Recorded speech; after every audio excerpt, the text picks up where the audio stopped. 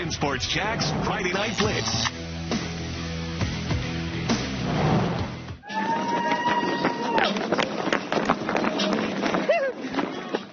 Yeah, we got a lot more teams playing in late November than maybe we're used to. Just one of the byproducts of the strangest high school football season that we have ever covered. But what's not different? It's the brackets right here. You win and you move on. Just today, the FHSAA announcing all state finals this year are going to be at Doak Campbell Stadium in Tallahassee. So that is the goal.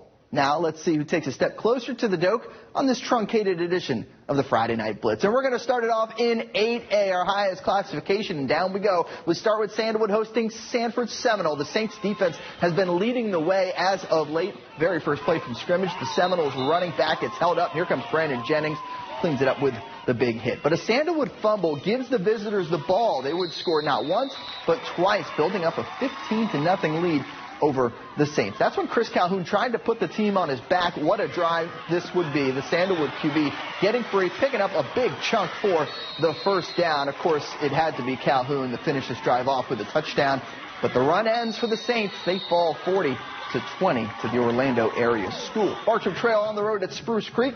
Santino Marucci carrying tacklers into the end zone for a 7-zip Bears lead. Fast forward to the fourth. A.J. Jones puts this thing away. He just pounds it into the end zone.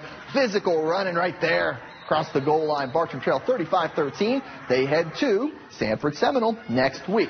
A rematch between Atlantic Coast and Fleming Island in Clay County. First quarter, Golden Eagles get into prime field position thanks to T.K. Kosak. What a run there. Inside the 5, Timmy Thomas. He'll plow in for the opening score. Golden Eagles up a touchdown early on the Stingrays. AC had trouble on the positive side of midfield. 2 interceptions in the first half. This one by Dedrick Walker in the second quarter. And a nice little return there to get the Golden Eagles moving the other direction. Fleming Island turns that turnover into a touchdown. Sam Singleton makes multiple grown man moves as his strong run doubles the lead in the first half, 14-0. But all Golden Eagles, 42-7. They go to Niceville next. In 6A, St. Augustine hoping to send another Panhandle team back west with a loss. Last week, Escambia. This week, Pace. But it's the Patriots who take the early lead. Strong running by Tyree Haynes for the visitors. He bowls his way into the end zone. Yellow Jackets answer with a bit more finesse. Aaron Wynn around the outside. He gets to pay dirt, and that would tie it up at 7. Then some defense. We like to highlight the defense once in a while. Michael Colliner able to pounce on a loose ball. That is a fumble recovery for the home team. Celebrate, young man, as they would lead to 6 more points. Before the half, Sean Harvey showing off the speed. How about this long touchdown run after he breaks the tackle? Yellow Jackets impressively win 34-7. They will play either Mainland or Lake City, Columbia on the road next week. Second quarter, high snap for Tony Fulton of the Tigers. He recovers, takes off, and he's looking for the pylon. He wants 6. He wants a touchdown, and he gets it. Tigers trying to even their mark. They started 0-5, could be 5-5 after this game. Down 10-7 there. Then next possession, Cade Jackson and Marcus Peterson. He's been getting some offers from Power 5s, including FSU recently. 37 seconds left in the half. Columbia up 14-10. They do it again, advancing to the region title game in another thriller, 28-26. St. Aug at Columbia next week. Now in Tallahassee, how about Rickards and the RIBAULT Trojans? Very first drive of the game for the Raiders. Michael Townsend of Rickards with a beautiful ball to Rico Watkins, and Raiders strike first. They would go for 2 and get it and lead 8-0. Then after Rickards made a 4th down stop, first play on offense was a lateral. That's a safety, folks. It was a quick play, but Trojans got on the board with 2 points. However, RIBAULT's playoff run ends tonight 44-26. Pine Forest now hosting Baker County on a rainy night way out there in the Panhandle. First quarter, Baker County trying to reverse. J-Mod Ruiz from 18 yards out takes it in. 7-0. Wildcats go ahead. Then second quarter, Baker County. This is a little Crawford connection for you. It's Carson Crawford to Cameron Crawford. A 38-yard touchdown makes it 14-0. Baker County moving on. Final score in this, 28-19. 9-1 Clay on the road at Ocala Vanguard. Always a tough out there. Late first quarter, Trevante Rucker playing at the QB spot gets taken down by Valdez Seymour and Eric Fryer. Second quarter, Clay QB Trey Griner with a 43-yard touchdown This would tie it up at 7, but all Vanguard from there. Play falls 38-7. Bowles gets a 42-7 victory over South Sumter. They get the winner of Gadsden County and Mariana in the next round. In 3A, Trinity poised for a battle against undefeated Florida High, or so we thought. Running clock for the Conquerors when we got there in the second half, 42-7 at the half. These are the only 3 points they scored in the second half, so hey, field goal, always good. Hey, good news for the young guys. Colin Hurley going to connect with L.J. Kelly. This will keep the chains moving and the clock moving as well in the fourth quarter. Trinity dominant in a one-sided affair, 45-14 the final. So Trinity cruises into the next round. They play at Ocala Trinity Catholic. Marcel Robinson on the west side with a happy Conquerors squad. Raise your hand if you saw that one coming. Trinity Christian and Florida High doing battle tonight. Most of us thought this was going to be a close one.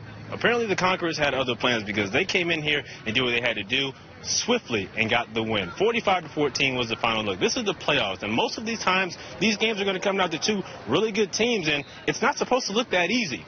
Well, that wasn't the case tonight. The Conquerors clicking on all cylinders. I think our kids were just ready to play this night. They knew what they had to do, and we had a great week of practice. And, thank goodness. You know what?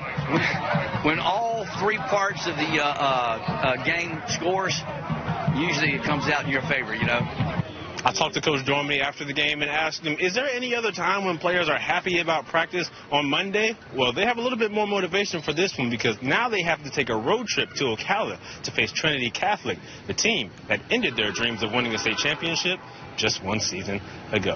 At Trinity Christian, Marcel Robinson, Action Sports Jax.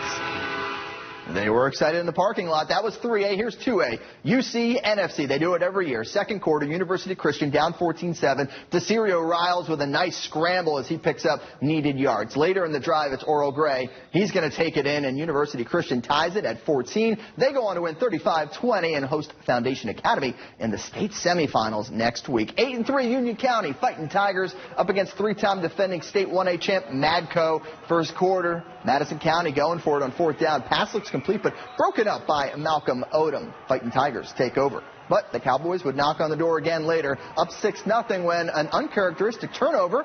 Marcus Strong there to pounce on it for Union, but they can't stop Madco. 18-7, your final score. Let the road to Atlanta begin. Georgia playoffs officially underway. All the teams hoping to make an appearance at the TED, now Georgia State's football stadium, come end of December. It begins with 4 out of our 5 area squads making it to the postseason, both Brunswick and Camden County on the road. Ware County and our Lone Region champ this year, Glenn Academy, at home. Let's start in the Atlanta area. The Wildcats from Kingsland on the road. First time Camden County's faced Parkview since 2004. We start in the third quarter. Parkview up 10-0. Quarterback Colin Houck hands it off to Cody Brown, who runs it in for a Panthers touchdown. Nearing the fourth, Camden County looking to score. 1st and 10 on the 20. Still down 17-0. Jamie Felix finds a gap, goes 20 yards into the end zone. Wildcats down 17-7. Then later on, this is to tie it and force overtime. Yeah, from midfield, there they go. Felix, 49-yard score. Wow, it takes it to the 1. They would score on the very next play, but in overtime, Camden County falls. Parkview takes it 24-17. The Gators of Ware County hoping to start a run in Waycross against Dutchtown. Less than 4 minutes left in the first quarter. Gators on the 10-yard line. QB Thomas Castellanos chucks it left. It's caught in the end zone. Trust us for the Gators touchdown 7-0. Nearing halftime, Gators at the 30. Castellanos hands it off to his running back. Runs so fast, camera can't keep up with him, or it's bad camera work. There it goes. Gators score again, 24-0, your final score. Let's take a look at the other scores from around the area. Both Glenn Academy and Brunswick, they win and win big, 42-3 and 41-6. All right, that was it for our truncated edition of the Blitz. And like we do in the Blitz, we end it with a band. How about it? Fleming Island Golden Eagles, one of the best bands in our area. They will take us the rest of the way. Have a good night.